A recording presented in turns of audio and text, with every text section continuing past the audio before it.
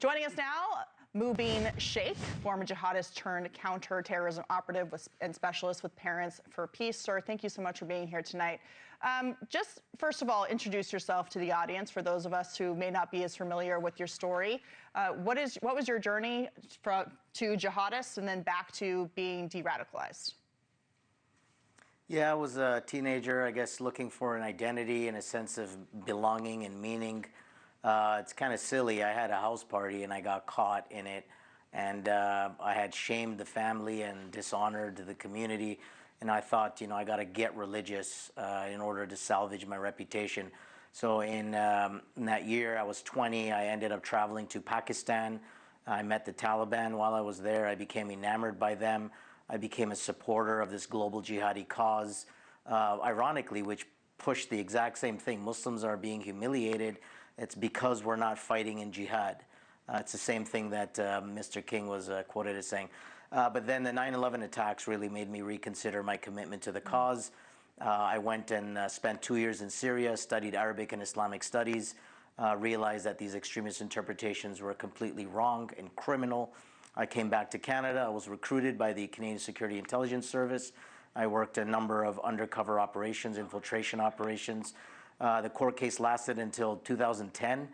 2011, the war in Syria kicked off. 2012, the rise of ISIS. I was already online infiltrating some of their networks. Right. The U.S. government reached out to me, brought me over, and from 2012 to 2020, assisted U.S. forces in the fight against ISIS. So you talked about how you traveled to Pakistan when you were radicalized, but as we're seeing now, you don't have to travel anywhere. You can be radicalized online. Based on what you saw over the weekend of these two young men who created these bombs and went to a crowd in New York City and threw them, thank God they did not go off. What's your assessment of what's happening here, and should Americans be concerned this is happening on a larger scale, especially given the backdrop of the war with Iran? Yeah, I mean, it is definitely something worthy of concern and, preparedness. It's one thing to know about the problem. It's something else to be ready when the problem rears its head. In this particular case, really a miracle from God that the IEDs didn't explode. But in one sense, typical teenager, where, you're lobbing an IED like it's a firecracker and thinking that you're just going to, run away, which is exactly what they tried to do. So, the authorities are going to scour everything that they have, all the digital footprints, all the phone data, any real-life associations that they may have had. We shouldn't be surprised at all that they were consuming radicalized content online. And because of the grievances of the wars and the conflicts that are happening, it's very easy for young people to get motivated and turn to violence because they feel that there's just no other option left. Tell us about your work for the organization Parents for Peace. There are accusations here that there are parents involved, the houses that have been searched by the FBI. What are you doing with this organization for people who maybe have teenagers who they're seeing going down this path or want to prevent this from happening behind their backs?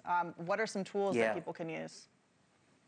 Thank you for that. So the website is parents4peace.org. Under the resources tab, there are one-pagers available for family members, for law enforcement, for educators, because what we call intimate bystanders are the first line of defense and the first line of basically identifying what's happening. I mean, there are definitely some warning signs to watch out for, justifying violence and, going down this road of black and white thinking. And not just glorifying the violence, but participating in the violence, paraphernalia that might be attached to extremist groups, whether it's an ISIS flag or a swastika flag or whatever. There are definitely signs that parents should be looking for. And in other cases where, for example, the one school shooter where the father bought him the gun, the father was eventually prosecuted. So it's a very big deal, and it's very important for parents to be aware, because if they're not aware, and I get it, parents are busy, they can't always be watching what their kids are consuming online. Everybody's got a phone, they can be doing it at any moment, sometimes sitting right there in front of the parents. So it's very, very important for parents to get a grip on what's happening, otherwise the government's going to come for you. Absolutely. Well, thank you so much for your expertise and telling us about your experience. Mubin Shaikh, thank you so much. Talk to you soon. Thanks for having me. Thank you. Thank you for watching. Subscribe below and download our NewsNation app right now on your phone, and you will get fact-based, unbiased news for all Americans.